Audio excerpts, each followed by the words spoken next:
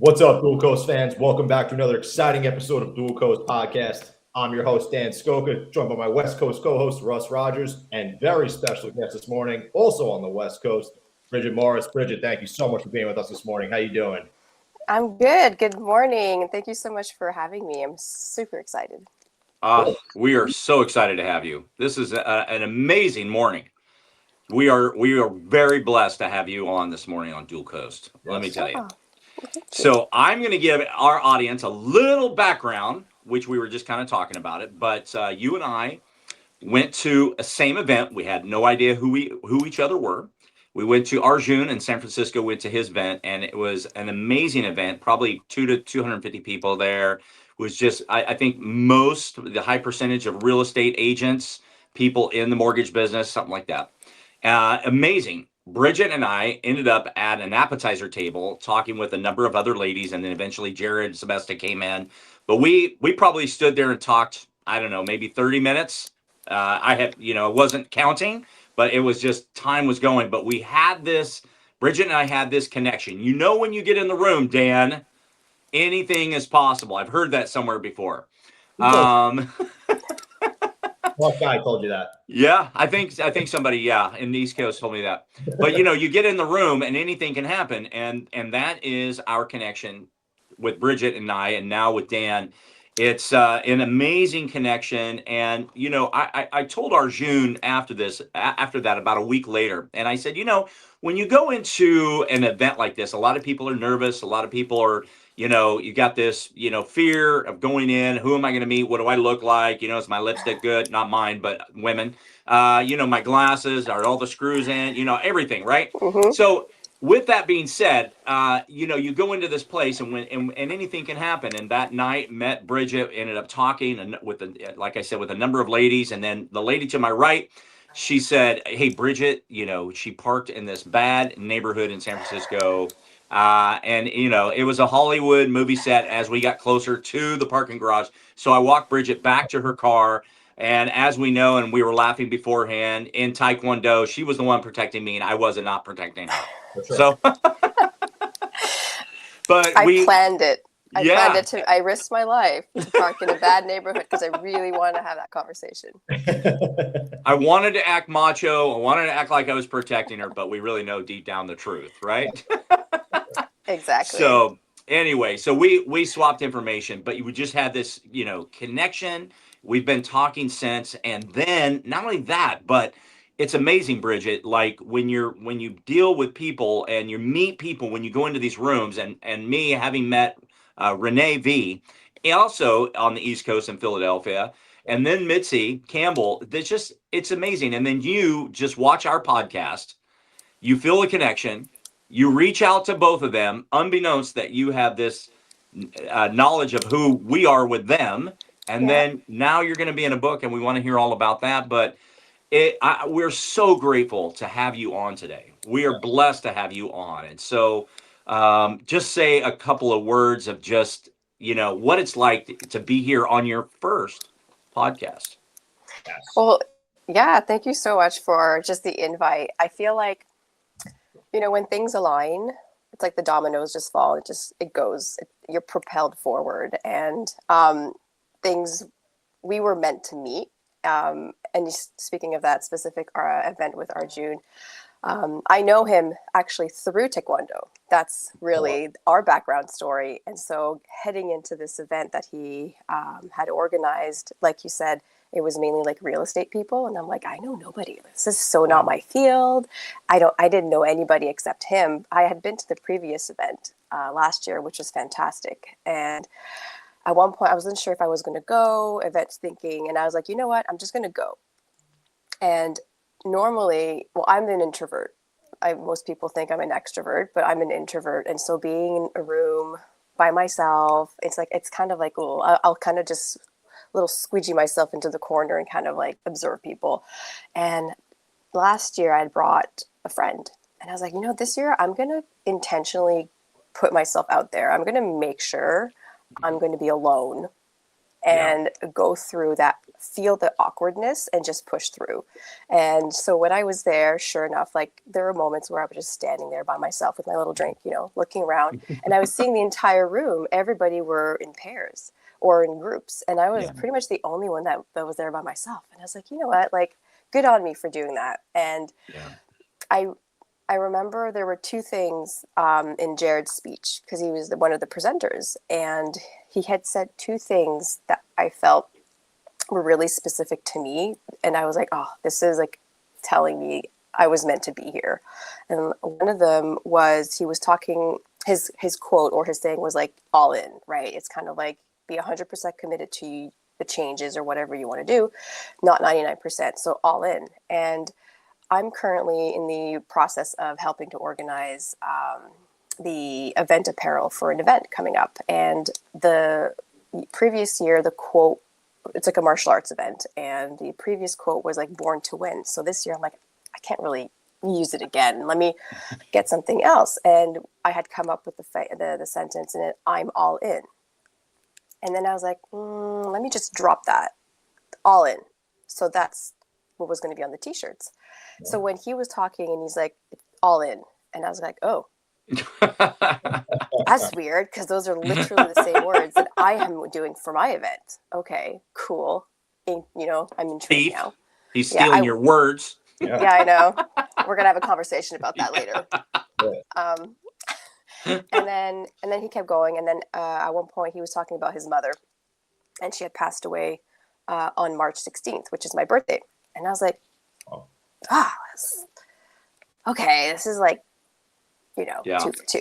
So I was like, so I knew I was meant to be there, but I just didn't know why, who, whatnot. And so sure enough, later on, the presentation were done and we're all kind of like mingling. And I hadn't met Russell at this point.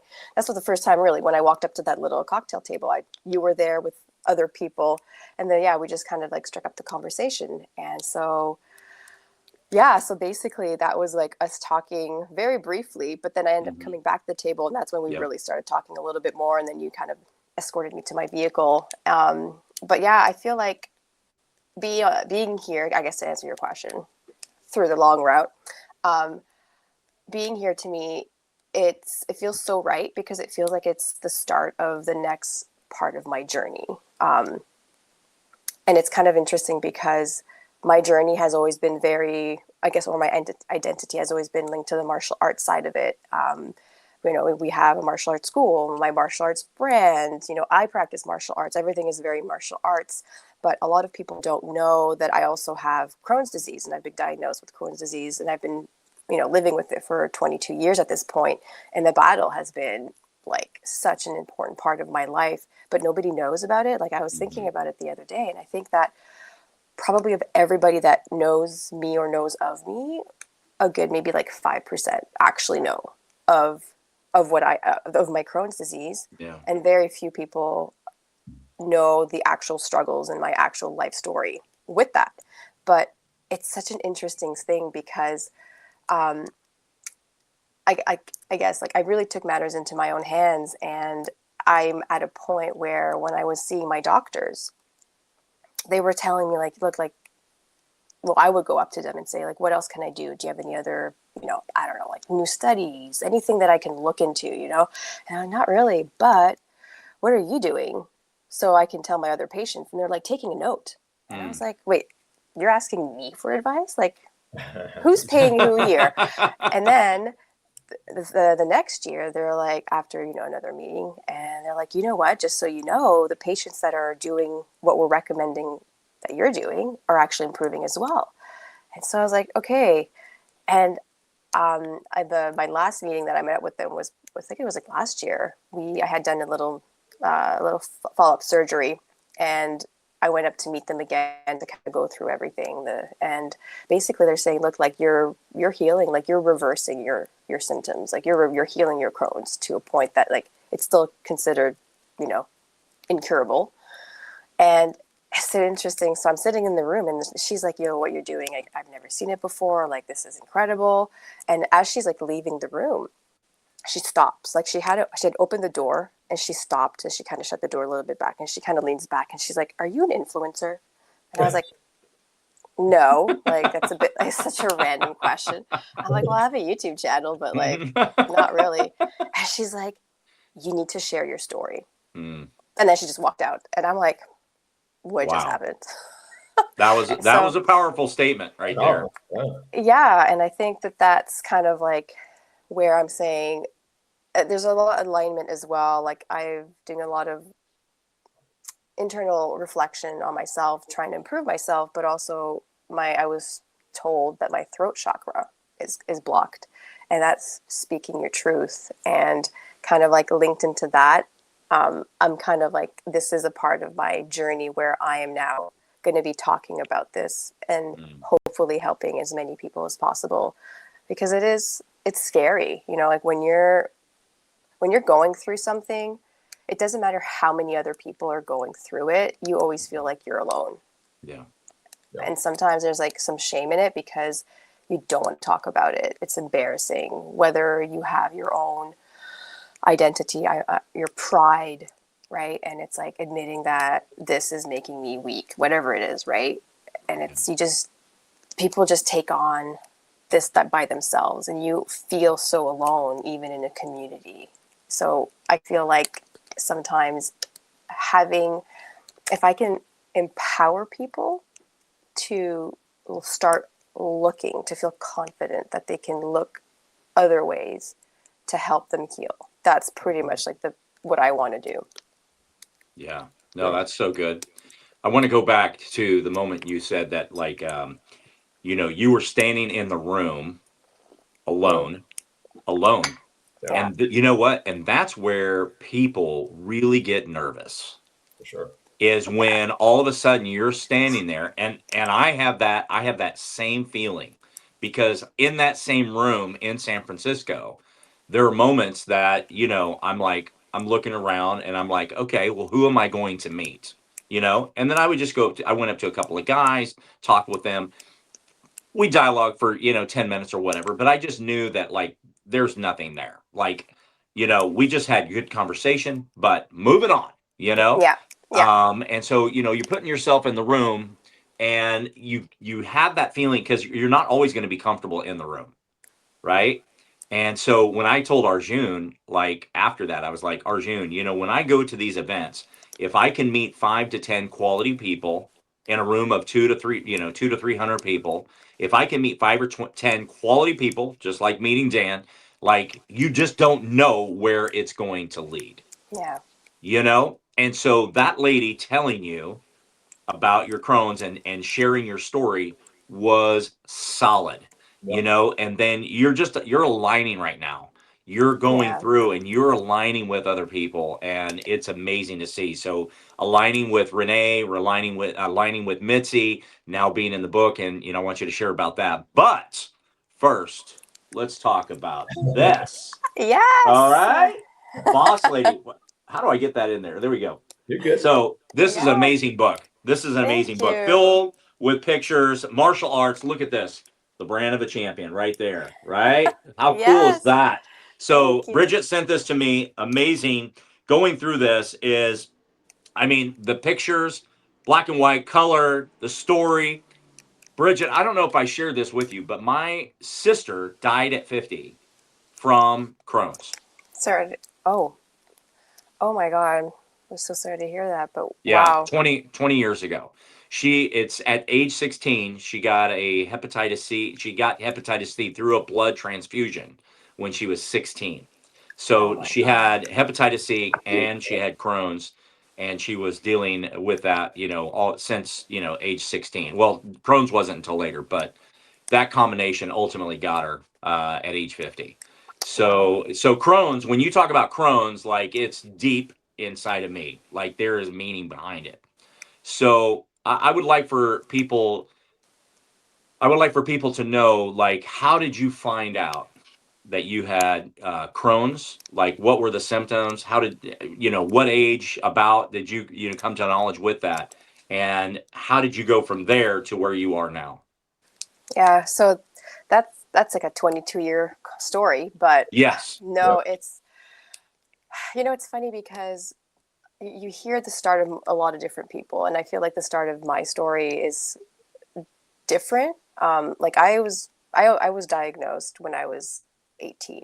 I was growing up a very active person, very healthy. Like I had really nothing wrong per se. Like I didn't really have any allergies. I didn't have anything. Like, and I was so active, so active.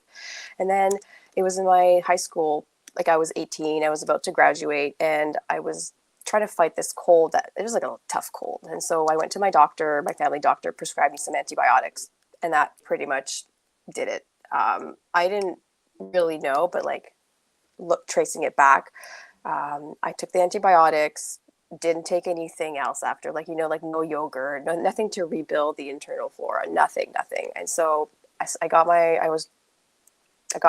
took my antibiotics, and then I got diagnosed with mono.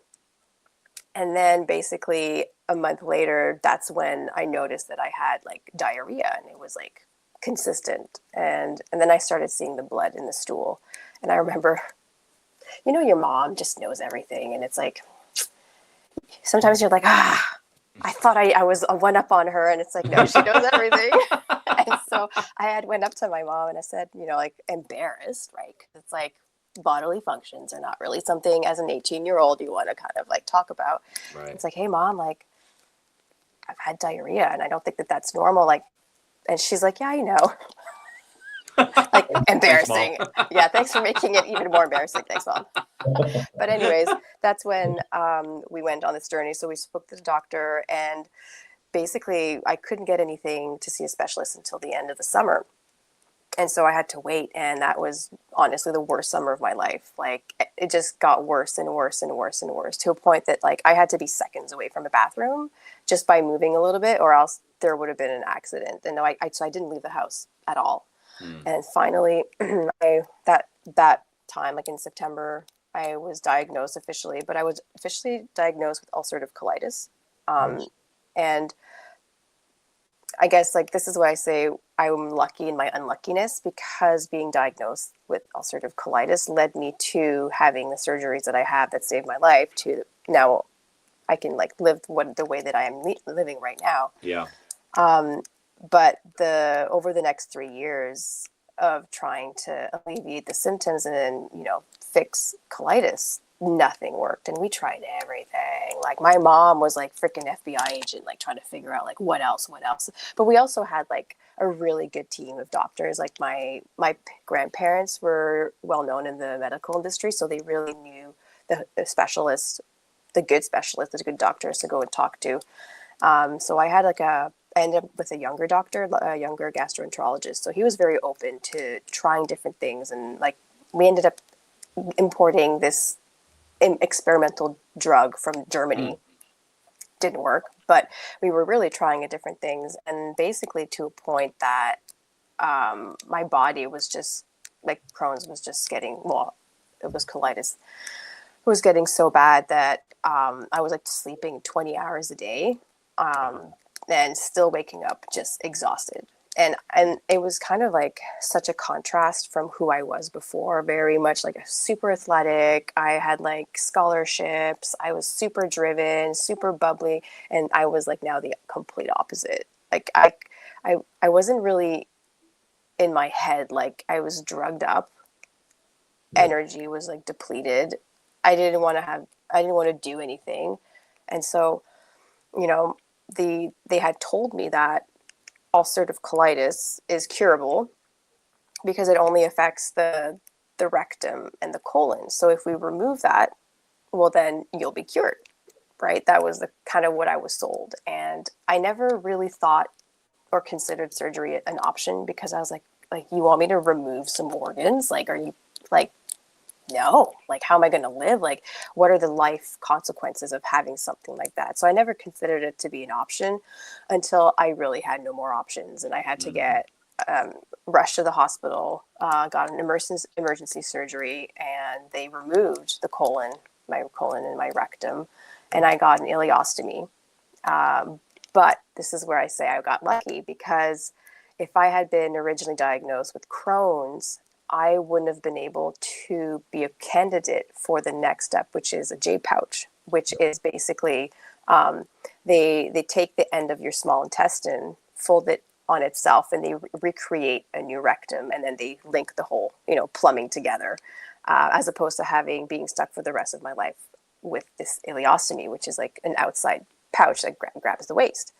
And little 18, at this point I was like 21, I'm still so young, and I'm like, I don't want to be living with this, like I like sports, I don't know, I just didn't want to do that, but I had to. Ended up doing it because I was so sick. I remember I was just waking up from surgery, like how you're like, your eyes are kind of like open, but you're like not really coming to. And I remember being gurneyed out from the surgery room to, post-op, and all I see is like, my surgeon, bloop, his head popping, and then all I see my parents pop. So that's like there's like 3 heads in front of me, and I'm just kind of like, what's going on? And so it's like, how did it go? How was surgery as I'm being wheeled? And I always remember the surgeon saying, "Oh, this shouldn't have been taken out yesterday."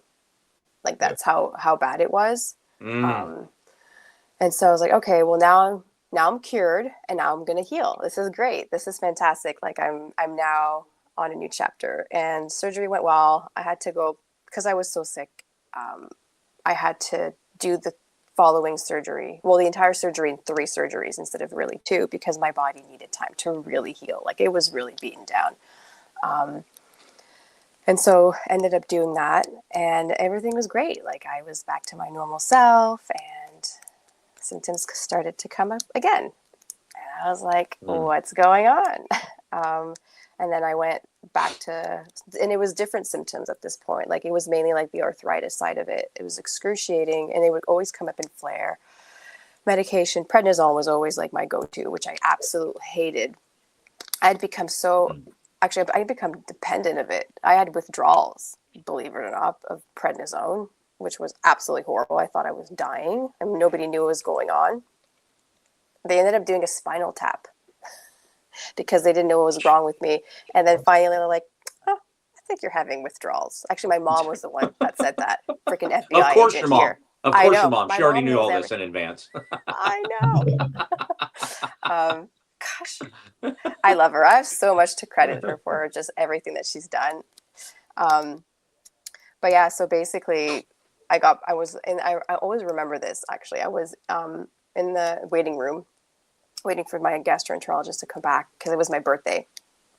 And he's like talking about some tests and stuff like that. He's like, so yeah, basically you've been misdiagnosed. So you actually have Crohn's. And I remember that hit me like in the gut, because I was like, I was told that I was going to be cured. Yeah. And I've been through that mess, and I'm going to go back. Oh, that was so hard to take. And I remember like, okay, I'm going to have to go out and tell this to my mom. Right. Gosh. So I went out there, and I was like literally like fighting for my life of like not crying, like holding it in and going, hey mom. She's probably, I knew it, but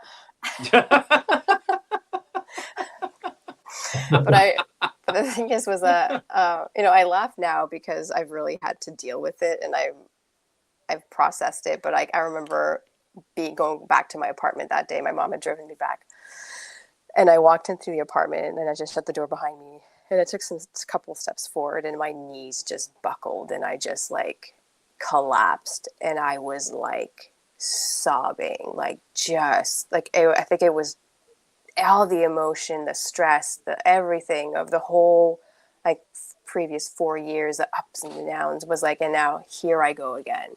And I was like, oh my God. And it was just like that was such an impact on me.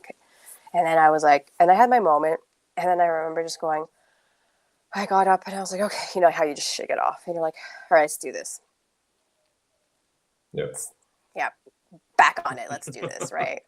But yeah, so, and again, like same roller coaster, trying different things, and nothing really worked. And it was like delaying the process, but you're slowly like dying from the inside. Like everything is just like slowly shutting down. I was just really slowing the process down with different things.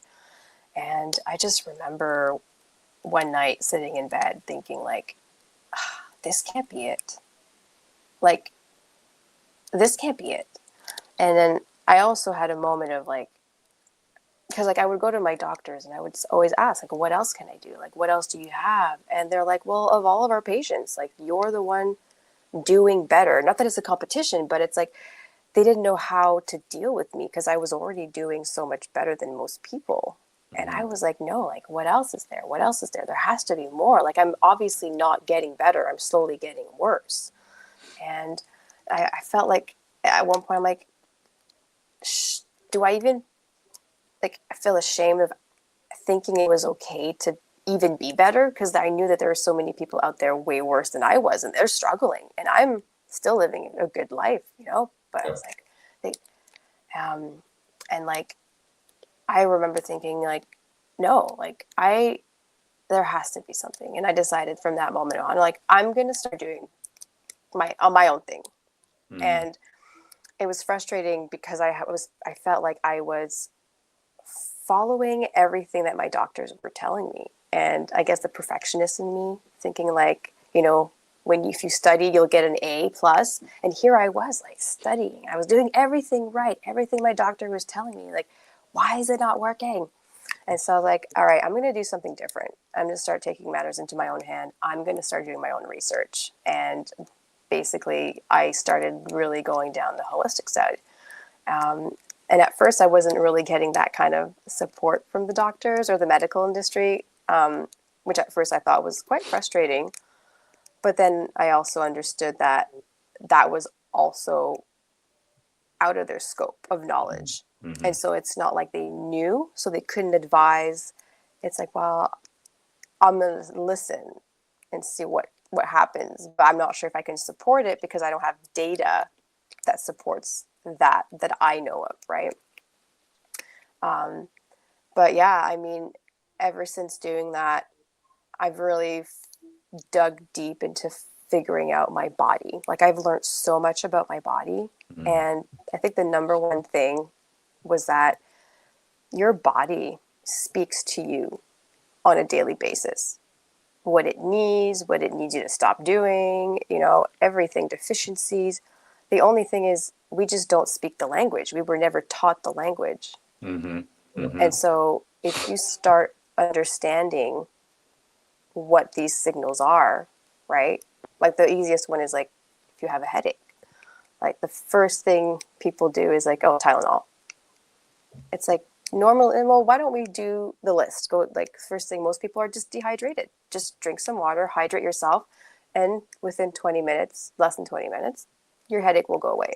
If it doesn't, all right, something else. Let's troubleshoot. But it's like people are so quick to like, you know, headache, oh, pill. It's like, well, what is the body? Your body's telling you something.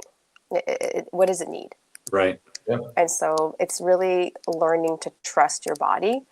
And this was a moment, actually it happened like probably a few months ago where I had this like little epiphany where, you know, throughout this entire journey of dealing with Crohn's, I was being told, because that's what they knew, that my body was always the problem. Like it's attacking myself. It's attacking my organs. But in real life, like my body was always a solution. I just needed to trust it and listen to it. Mm-hmm. So, yeah. Wow.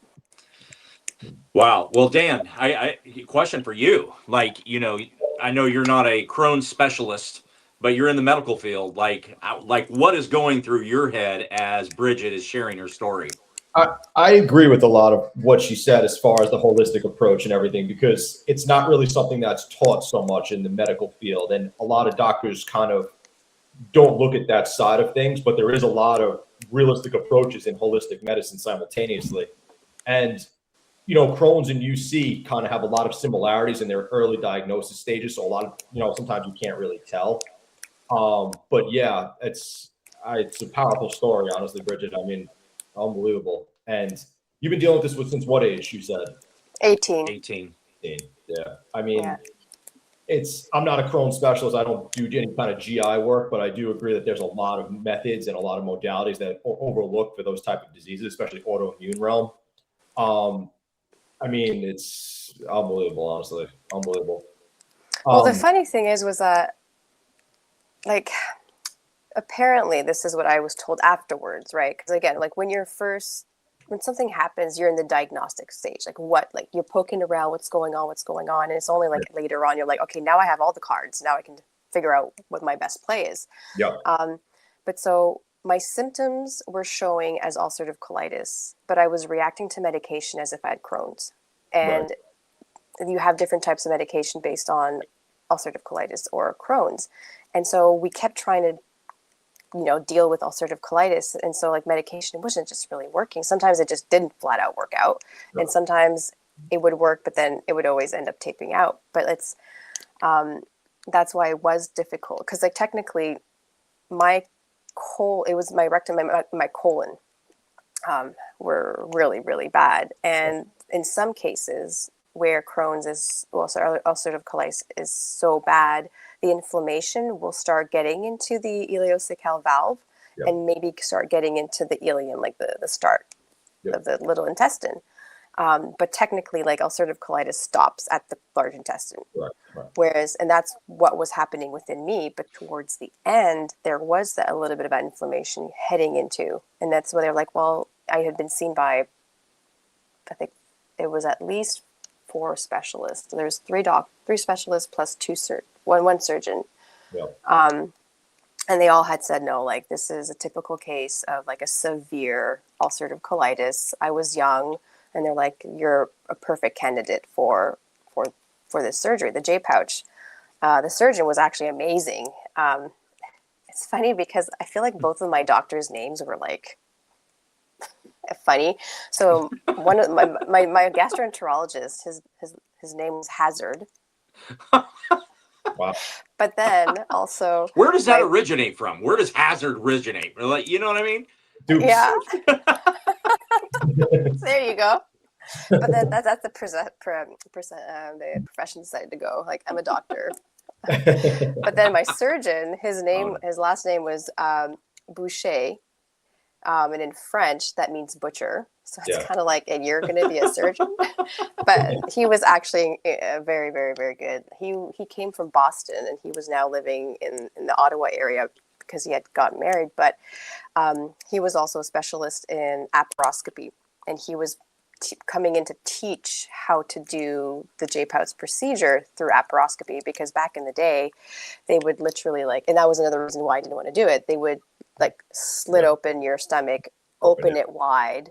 And so I would be stuck with a massive scar down my stomach. Whereas he did it through basically there was 9 incisions, tiny little incisions, and they put cameras and, little wands. And so it was done very, very well. And so I was actually, I think I believe they recorded my whole session.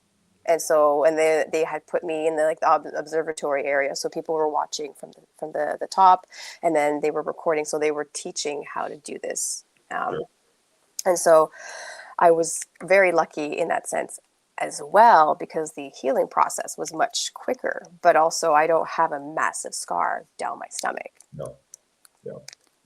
Yeah. Laparoscopy is kind of the mainstay now. That for most of those treatments, especially UC, and they do everything through laparoscopy now. It wasn't like that, though. It would always be open procedures. Like anybody you see from back in the day with an appendectomy has a huge scar across them. Now they do it through port incision.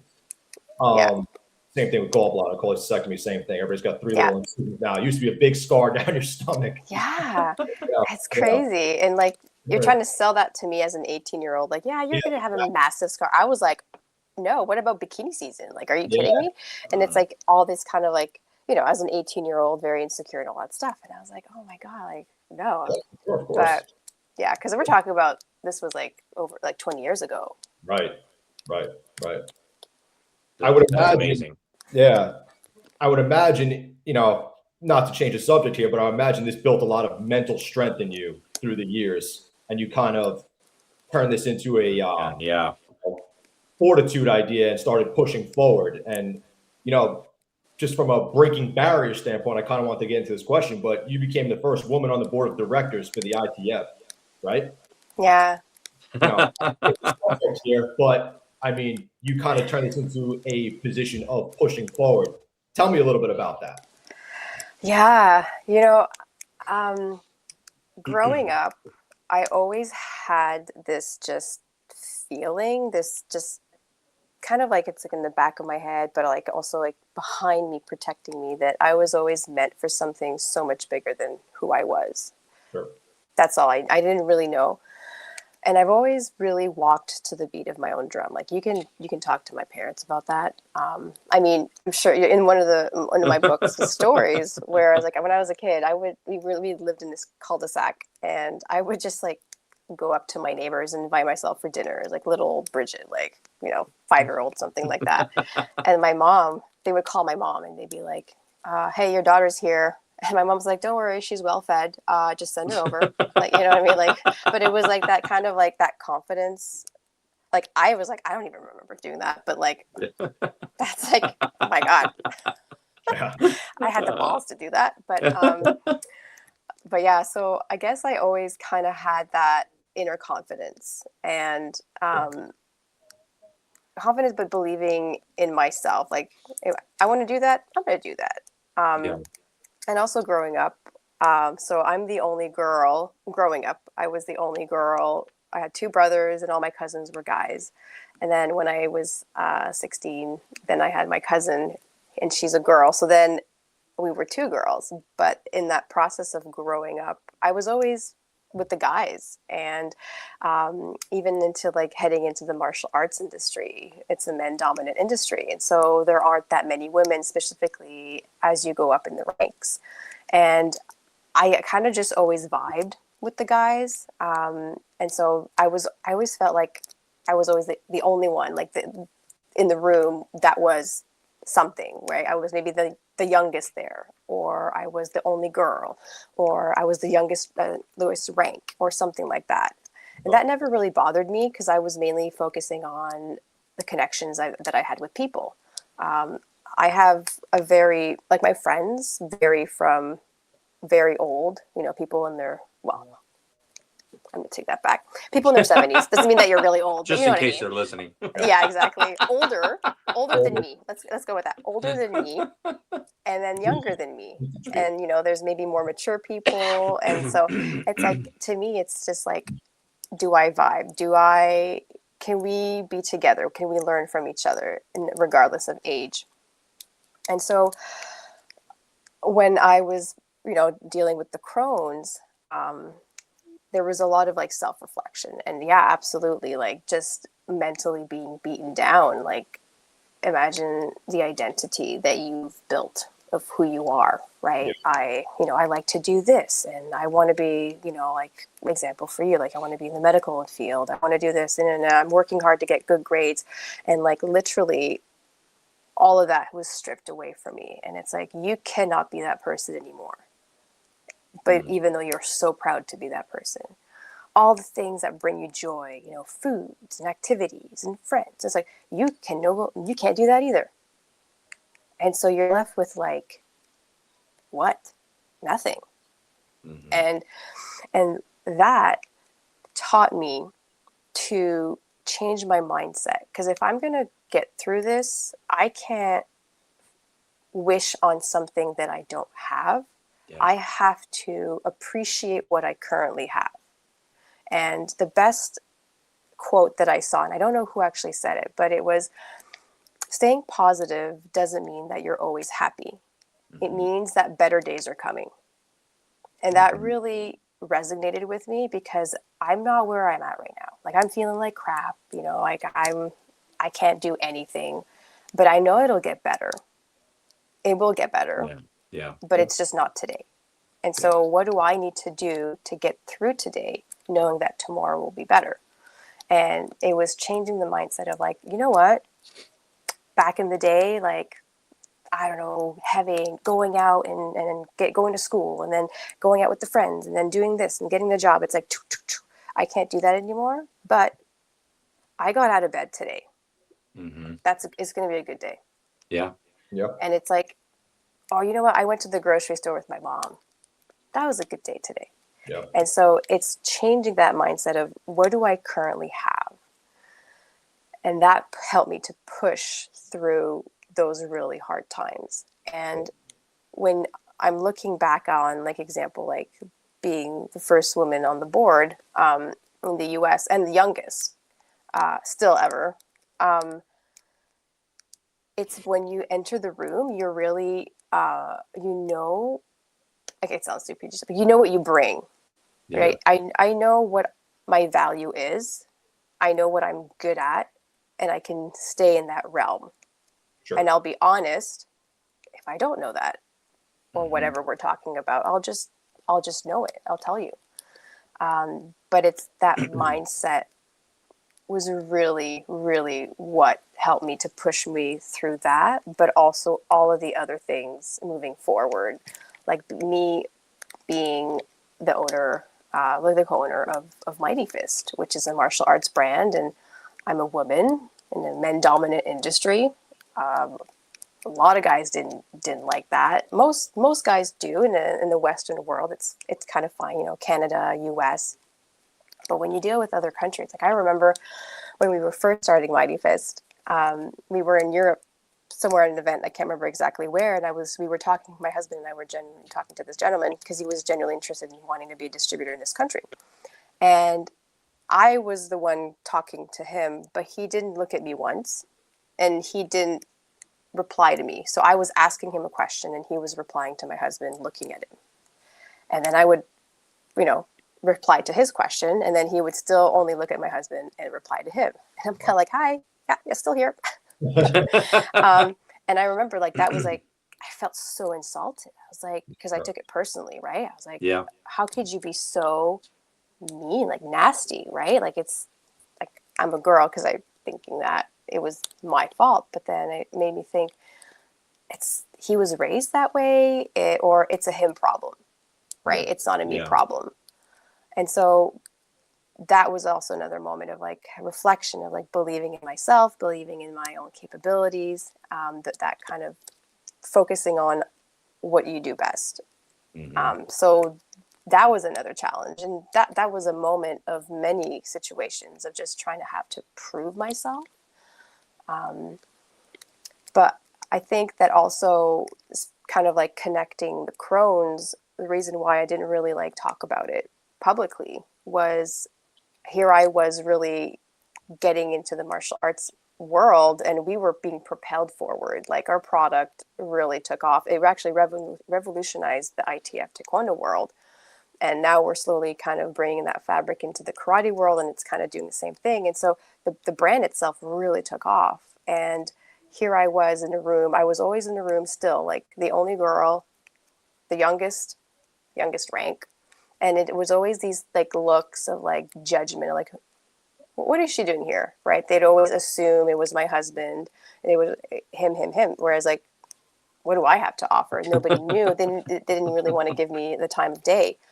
But it was funny because growing up, always being the girl with all my brothers and my cousins, I was still comfortable in that kind of environment.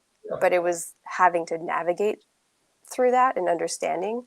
And so I didn't want to talk about Crohn's to people because I felt I didn't want another element that could have been against me. People thinking oh, she's a girl. Of course she knows nothing of martial arts. Plus, oh, and now she's sick.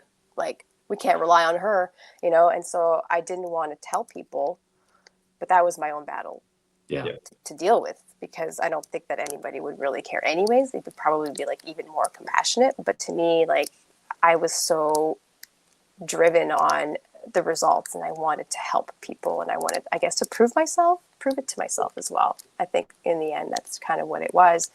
So yeah, just the mindset of pushing through. Yeah. That's awesome. Amazing. I feel like it's very hard, what you said before, you have to know your value when you're in those rooms. And I feel like everybody around you a lot of times is testing it to a degree, no matter who you are. And you kind of have to just keep that mindset that I could bring this to the table or I bring this to the table. And you have to zone everything else out. And I'm just going back to what you said before about being in the room kind of like by yourself, standing there. You know, it's hard to keep that mindset of like, okay, I bring this value. I'm going to start talking to these people. I'm going to see what comes out of it. I'm going to talk to these people and see what comes out of it. But you got to take some risk there once in a while and like just kind of put yourself out there and see what happens. And like, you know, I say this to Russell all the time, like he got to put yourself in the room thing for me. Right. So, yeah, absolutely. But it's just the truth. But like, I feel like people always have a little bit of a judgment, and sometimes you're inside your own head simultaneously, I think, because that value that you know you bring, everybody else might actually see it sometimes, but you kind of are your own worst enemy, you know, because, you know, you got to kind of just put it out there and see what comes out of it. But I totally agree with, you know, everybody wants to test your value a little bit. Yeah. Well, you always tend to push yourself down. Yeah, for sure. Like, and it's interesting because in the martial arts industry, as you're going higher up the ranks, you don't want to be arrogant. There are a lot of them, but the point is you want to stay humble. So you want to kind of put yourself down. So you're not, sorry, I need to be careful on how I say this. You don't want to be arrogant. So you're trying to kind of like pretend that you're not on that pedestal. Sure. But it is your students' responsibility to put you on the pedestal. So that relationship is like, we see the value, we see, you know, the recognition of what you're doing for the art, for us, you know, as a teacher, whatnot. But it's not my job to be like, well, of course, yeah, ha ha ha, like I'm the best. It's like, you know, so it's that kind of like juggling. But I think that sometimes we always hide. We like to hide behind that when it comes to our value. Sure. We use it as an excuse to not do something that scares us, because something that scares us normally has to do with something that is unknown, like you haven't done it. Yeah. And I don't know where I saw this, but I think it was like a professional athlete that was talking about, you know, just the emotions, because they were talking like, oh, you know, like it was like a big fight or something like that, and they're like, how do you get not nervous, you know, going before this like massive like event that's like super important, right? Sure. And he was talking about how the energy that is expressed through, you know, nervousness is basically the same as being excited, but one is negative and one is positive. And so it's a redirection of energy. So if I want to be in a negative state, then I will stay nervous and I will shrink myself. Mm-hmm. But if I choose to think that this energy is excitement, now you become positive. Yeah.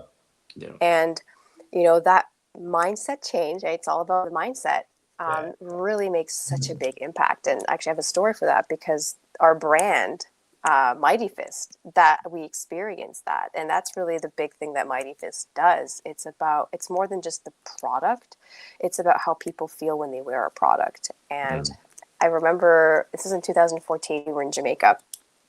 And this was when we were officially at our first international event able to sell our product. And at the time, we still only had one product. We were like a year old, right? We were so new, and people didn't still really know who we were. So we got to Jamaica, barely, you know, trying to get those products in. But anyways, I'll leave it at that. So we have all these products, and I'm like, okay, we have to sell everything. And again, people would come to the table, they would look, and they would leave. And I was like, okay, this is not working. So I'm like, all right, I'm going to change this completely. So this person came over, and I was like, okay, if you buy this uniform and you wear it to compete, you're going to win. The person's like, really? I was like, absolutely. In my head, I'm like, I have no idea who you are. You could be like super crappy. Like what? And he's like, really? I'm like, absolutely. I was like, tomorrow you're going to come back to the booth and you're going to show me your medal. And he's like, really? I'm like, yeah. So he bought it. And I was like, sweet. Made my first sale. And he walked away. So then another guy came over, and I did the same thing. I was like, hey, if you buy this and you wear it, you're going to win. And he's like, really? This guy was like this really tall guy, like 6'4", like somebody from like, I think Norway or something. And he's like, really? I was like, yeah. Anyways, sold another uniform. And I was like, oh, this is nice. This is working, right? But then there was like jokes on me. So the next day, the first guy comes back at the booth with his medal. He's like, yeah, you were right. And I was like, yeah, exactly. Of course I do. See, you're Told wearing you. Mighty Fist. We took a picture. I still have that picture because I was like, oh my God. Anyways, that other tall guy came back with his medal and he's like, you were right. And I was like, okay, calm down now. Like, I'm not like talking to all these world champions now. Like, this is a nice little coincidence, but like, but that's where the brand of champions really came about. But see, that's the thing where they bought the product and perhaps they weren't the best, but believing that maybe the uniform gave him an edge, they entered the ring,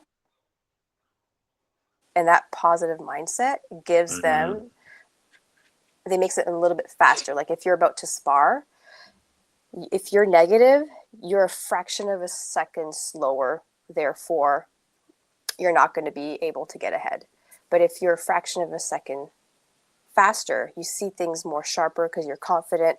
That edge is maybe what helped them win. Now I can't say because I didn't see the match, but but it was like everyone that bought a uniform. Okay. So, and that's kind of like how it is. And the thing is, when you're in a room, I can tell the people that wear Mighty Fist, they just stand taller. There's something about the aura, there's an element of pride, but it's of themselves, and so if that fabric can give them a little bit of an edge. And so again, the believing and the mindset, and it's like, if you're staying in the positive state, then that's when positive things are going to happen. But if you're staying in the negative state, negative things are going to happen. It's like you're kind of like you're telling yourself how you want the situation to happen, and then you're like trying to justify it. It's like, well, I knew this was going to happen, and it's like, yeah, but maybe you could have played a little around with it. Like you didn't have to stay that way. Yeah. No, it's absolutely true. It's absolutely true. I feel like when you go into something more confident and you have like, Yay! as Russ displays it. There we go, Mighty Brands. There you Yes. go. I feel like it's in any situation when you you walk into a room and you have like this nice suit on, or, female with a nice dress on, stuff like that. And you walk in with this aura and this confidence, you'll accomplish a little bit more out of it. And I think that's probably what Mighty Fist brings to that Taekwondo world, is that these people feel confident. They're giving them mental strength, mental fortitude when they step in the ring. And I think that's just, in any situation, honestly, you built up this mental strength in you. And Russ, show us that one more time. We'll, one more time. Just tell us what that is on that he's putting up. Yeah. So we have the uniform at the top, which is an instructor uniform. So the Matrix uniform the fabric is the most sought out product right now. And then below we have the helmet, the headgear, and then we have the gloves. And then below that we have the silk scarves. So that's another thing that I wanted to do specifically for women. So martial arts being very men dominant, when we go to these events, men will wear a suit and a tie. And in the ITF world, your tie color will represent your rank. Okay. That's me. And so, but the thing is, it's like you would go to these banquets and men wear all the suits and the tie, and then women wear a nice little dress. Sure. And they're going to wear a tie with the dress. Like, I was like, that's so cool. And so they kind of got creative, and they're like, well, maybe I'll wear a dress of that color, or jewelry, or a purse, or shoes, or something, right? So they would wear an element, but it wasn't really anything specific to the art, whereas the tie had the logo and the association, everything like that. So I decided to do the silk scarf because I said, well, it's complementary to the tie, right? You can wear it around your neck as, a fake tie, or you can do a bow or something like that. There's an element of fashion, but the colors are still going to be complementary to what the ties are.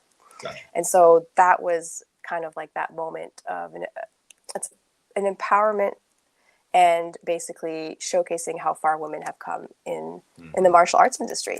Yeah. I mean, back in the day, women were not allowed to do Taekwondo at all, martial arts, children either. And then when women wanted to start, I've heard stories, like crazy stories. They would register with men's name and they would compete against men. Wow. And well, at a big disadvantage, and some women would be still winning. They're just absolutely insane. Those women paved the way. And so for me, if I'm able to kind of pave the way in different ways and really help empower women and just kind of change the game. Right now, we're still in kind of like a era where everything fits for the men, and women will just make it happen. Just like, yeah, fit in it. That's fine. And so I want to be able to bring elements specific to women. We're shaped differently. We have different needs. And so it's like, why can't we have specific products, specifically now that more and more women are present in martial arts? Yeah. If they were only 10%, it's kind of like, okay, well, maybe it's not worth it in terms of, I have to be careful, let's say. In terms of production, I'm thinking about, as a brand, going through production. Right, you need to go through your products, but like, it's always worth it if you think about it. But you know what I mean. I get what you're saying. From an entrepreneurial standpoint. Yeah. I have to be careful which hat I wear because who I talk to, because I'm like, wait a minute. We're always worth it. Well, I know we could, and we kind of joked about this before, like this is going to be a 2.5-hour podcast, but our time is coming to a close, and there's a statement that I want to ask you, and I know there's so much more that you can share, Brigitte, but with this closing statement, respond to this, what you think. What comes to mind is, wellness is not about perfection, but it's about progress. What does that statement mean to you? Okay, well, I mean, I'm definitely answering this in different areas. Like, there's an entrepreneur, there's a perfectionism, there's the health industry going through like Crohn's. Like, what is perfection? That word means so many different things to so many different people. But if, in terms of, I guess, a plan, it would be the goal. The perfection is the goal, right? I want to lose weight for competition. I want to gain weight, lose weight for the wedding or whatnot. That is the goal. And so as you get there, that is the journey. Yeah. That is very fluid, right? You have ups and downs, but through it all, you figure out who you are. You gain so much more in the journey. I remember having this moment of like epiphany where I was like, I want to be the best this. I want to be the world champion. I want to, increase my sales. I want to get distributors in different countries. And I was like, it wasn't about the goal. It was never about the goal. It was about the journey. It was about who I have become while getting the goal. And the thing is, example, like when you're doing weight loss, as you're going through the journey and the process, your goal, the perfection, changes, right? The goalpost changes all the time. It was like, oh, well, I lost all that weight super quickly, faster than I thought. So now this changes to that. Or like, oh, I thought I wanted that, but I really don't want that anymore. I'm going to change it to that. And so what is perfection? What is the goal? It's about learning yourself through the process. And if you think about it, as you're gaining knowledge through the process, you are also changing, not just like mentally, but like you're on a cellular level as well. The energy within your body is also changing. And so what you thought was perfect may change. And so what is perfection? It's really understanding yourself. It's loving yourself. They say it's not about, it's not about waiting for the storm to pass. It's about learning to dance in the rain. Right? Yeah. Like when you're a kid for Christmas, you're like so excited of opening your presents. But then when you end up opening them, you're kind of like, oh, okay, great. So it's like the anticipation of what could it be? Oh, it could be this. It's like, that's the journey part. That's the exciting part. And then as soon as you open it, you're like, you get it. You're like, right? Perfection is a fleeting moment. Yeah. And I think if you think about it, it's actually like not true. Like you'll never hit your goal because it'll always be moving. Yeah. It'll change. So it's like you opened your present at Christmas. It's like, I got what I always wanted. Now I want this. Now I want that, and it's like maybe you enjoy it for a little bit, but then you've moved on to the next. And so it's like, Yeah. So so true. it's the journey. It's like you're learning. It's like, oh, the anticipation, like learning who I become. And so in terms of wellness, I actually had one of my doctors tell me this because I was like trying to be I was hard on myself, right? I'm like, I'm trying to do this and this and this. And they're like, look, are you afraid of getting a headache? I'm like, no. She's like, why? I said, well, because I know what to do. Like maybe it's dehydration. And if it's not, well, maybe it's going to be food depletion or whatever, right? And I have a list. Like, yeah, exactly. You have a list of things that will help you get through the process. To think that you'll live the rest of your life without a headache, it's not going to happen, right? But do you live in fear every day that you're going to get a headache? Like, no, I'll get through it. And I know it. And so in terms of my Crohn's, it's like, it's very fluid. You have ups and downs, and you get sick, you have the flu, and then maybe it's like, I don't know, you're super tired. Like, I don't know, like you didn't sleep all night because you were stressed. It's like, everything is very fluid. And so that's the journey part. It's understanding. It's like, well, right now I'm not doing so well, but I do know what I need to do to get there. And then it's like you hit the peak. You're like, I'm doing great right now. I'm flying. It's great. But then maybe something's going to happen and you get a headache. It's like, okay, now you're not so well. And it's just like, it's that constant journey of more like moving fluidity, I guess. And Yeah. so it's not about the perfection. It's not about the goal. The goal is what motivates you to get through the journey. Yeah. Yes. I Powerful. love that. Powerful. Yeah. I love that. I love that. So, yeah. Dropping the mic with Brigitte Morris this morning. Yay! This has been a great show. We touched on a multitude of topics. I think this was really powerful. I hope everybody really, got a lot out of this show. Brigitte, where can people find you and where can they find Mighty Fist and the Mighty brand? Yes. Well, social media, we have our website, Mighty Fist, which is doughbox.com. That's the main website. Instagram, which is Mighty Fist _. And then you can just find me. It's my name, Brigitte Morris 1 on Instagram, on my Facebook as well. I have my website, Brigitte Morris, which is my name. Try to be consistent, keep it simple. Love it. Yeah. Love it. Awesome. Brigitte, thank you so much for coming on today and sharing your story. It's powerful. Yes. Very powerful. And it's just beginning. Thank you so much for inviting me. It's been absolutely fun. And I'm so grateful for this opportunity. Thank you. Absolutely. You're welcome. And we thank you so much again for coming on this morning.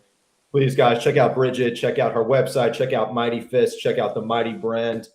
We will see everybody next week. Thank you so much for listening. Please check us out on Amazon Music, Apple Podcast, all social media handles, Dual Coast Podcast, and please check out Brigitte at her website and mightyfist.com. Awesome. Thank you. See you guys. Thank you.